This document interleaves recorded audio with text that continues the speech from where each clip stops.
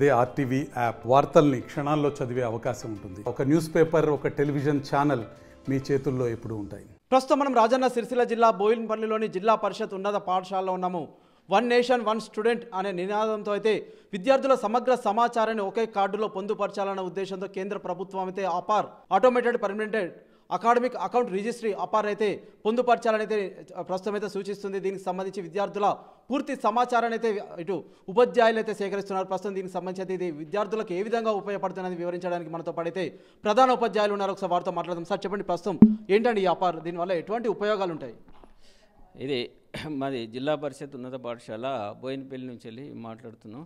ఈ ఆపార్ అనేది కేంద్ర ప్రభుత్వం ప్రవేశపెట్టినటువంటి ప్రోగ్రాం.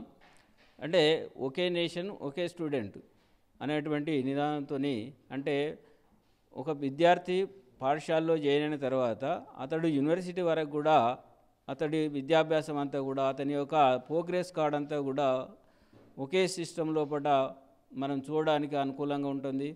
తర్వాత ఆ అభ్యర్థి ఎక్కడ చదువుతున్నాడు అనేటువంటిది దేశంలో కానీ, తర్వాత ఏ రాష్ట్రంలో ఉన్నాడు, ఏ స్కూల్లో చదువుతున్నాడు, మొత్తం అతని యొక్క డాటా మొత్తం కూడా మనకు తీయడానికి అనుకూలంగా ఉంటుంది. కాబట్టి ఆ ఉద్దేశంతోనే ఒకే నేషన్ ఒకే స్టూడెంట్ అనేటువంటి నినాదంతో కేంద్ర ప్రభుత్వాన్ని దీన్ని ప్రవేశపెట్టడం జరిగింది.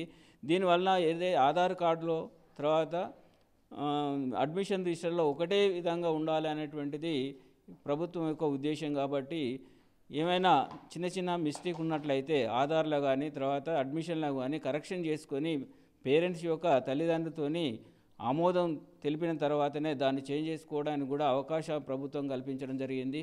దాని ద్వారా ఇది ప్రైమరీ స్థాయి నుంచి వెళ్ళి యూనివర్సిటీ వరకు కూడా ఈ కార్డు ఒక ఉపయోగాలను ప్రభుత్వం గుర్తిస్తుంది. కాబట్టి ఎక్కడికి వెళ్ళినా కూడా ఆధార్ అయితే ఏ విధంగా ఉపయోగపడుతుందో స్టూడెంట్ ఐడి అనేది కూడా అదేవిధంగా విద్యార్థికి ఉపయోగపడుతుంది అనేటువంటి ఉద్దేశం కొద్దీ ఈ కార్డును ఉపయోగించడం జరుగుతుంది. ఓకే అండి, ప్రస్తుతం దీనికి సంబంధించి అయితే 12 అంకెల కోడ్ అయితే ఇస్తామని చెప్పేసి అయితే చెప్తున్నారు కదా, అధికారులు అయితే చెప్తున్నారు. అంతేకాకుండా ప్రస్తుతం దీని లక్ష్యాలు ఏముంటాయండి? లక్ష్యాలంటే మనం ఒక విద్యార్థి ఎక్కడైతే జాయిన్ అయిండో అతని యొక్క స్థాయి స్టార్టింగ్ నుంచి వెళ్ళి ఎండింగ్ వరకు అతడు ఏ విద్యా స్థాయిలో ఉన్నటువంటిది అయినా కూడా తర్వాత భవిష్యత్తులో అతని ఒక ట్రాక్ ఎక్కడ విద్యాభ్యాసం చేశాడు అనేది మొత్తం ప్రోగ్రెస్ కార్డ్ అనేది చూపించడానికి ప్రభుత్వానికి అవకాశం కల్పించబడుతుంది. ఓకే అండి, ప్రస్తుతం దీనికి సంబంధించి చివరి గడువు ఎప్పటి వరకు ఉందండి? ఈ మంత్ 31 వరకు కూడా ఈ గడువును ప్రభుత్వం ఇవ్వడం జరిగింది.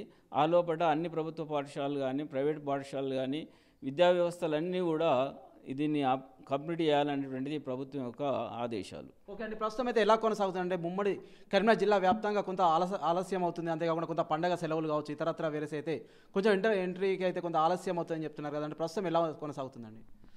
కొంతవరకు ఇంతకుముందు కంటే ఎక్కువ ప్రోగ్రెస్లో ఉన్నాయి సార్. ఇప్పటికంటే చాలా వరకు ఇంతకుముందు చాలా దీని గురించి అవగాహన ఎక్కువ లేక ఉండేది. కానీ ఈ వారం రోజుల నుంచి మొత్తం యుద్ధ ప్రాతిపదికగా ప్రతి ఉపాధ్యాయులు తర్వాత విద్యార్థులు హెచ్ఎంస్ అందరూ కూడా దీని మీద కాన్సన్ట్రేషన్ చేసి 100% చేయడానికి కృషి చేస్తున్నారు సార్ అందరూ. ఓకే అండి, ప్రస్తుతం అయితే దీనికి సంబంధించి అయితే విద్యార్థులు ఉంటే సరిపోతుందా, తల్లిదండ్రులు కూడా పాఠశాలకు రావాల్సిన అవసరం ఉంటుందండి?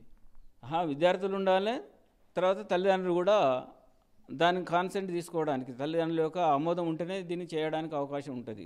ఆమోద పత్రం మీద తల్లిదండ్రులు సంతకం పెట్టాల్సి ఉంటుంది. కాబట్టి కంపల్సరీ ఇంటికాడైనా కానీ ఇక్కడికైనా వచ్చి కంపల్సరీ తల్లిదండ్రులు సంతకం పెడితేనే దీన్ని ఆమోదం చేయడానికి అవకాశం ఉంటుంది. ఓకే అండి, అంటే ఫైనల్గా చెప్పండి, ప్రస్తుతం దీనికి సంబంధించి అయితే ఏమైనా సమస్యలు తలెత్తుతున్నాయి? కొంచెం తప్పులు అనేది అడ్మిషన్కును ఆధార్కు లింక్ కావడం లేదు.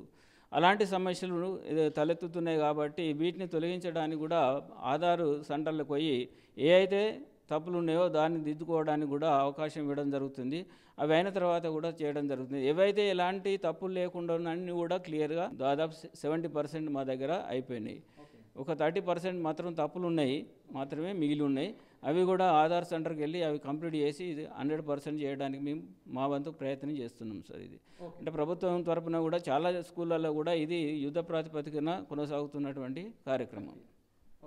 ప్రస్తుతం మనమైతే చూస్తున్నాము, మనతో పాటు అయితే ప్రధాన ఉపాధ్యాయులు అయితే ఉన్నారు, వీరైతే వెల్లడిస్తున్నారు. మా దగ్గర అయితే ఆల్మోస్ట్ అన్ని అయితే కంప్లీట్ అయితే అయ్యాయి. కొన్ని చిన్న చిన్న సమస్యల వల్ల కొంత అయితే ఆధార్ సెంటర్లకు అయితే వాళ్ళైతే తల్లిదండ్రులు అయితే వెళ్తున్నారు. ఏదైనప్పటికైతే వన్ నేషన్ వన్ స్టూడెంట్ నినాదంతో అయితే కేంద్ర ప్రభుత్వాలు అయితే ఆఫర్ అయితే తీసుకురావడం జరిగింది. ప్రతి విద్యార్థి యొక్క సమగ్ర సమాచారాన్ని అయితే దానిలో అయితే ఎంట్రీ చేయడం జరుగుతుందని అయితే వారి ఉపాధ్యాయులు చెప్తున్న పరిస్థితి మనమైతే బోయిన్పల్లిలో చూస్తున్నాం. Over to studio. మరిన్ని వీడియోస్ కోసం ఛానల్ ని సబ్స్క్రైబ్ చేయండి, లేటెస్ట్ అప్డేట్స్ కోసం వాట్సాప్ ఛానల్ ని ఫాలో చేయండి అండ్ లింక్ డిస్క్రిప్షన్ లో ఉంది.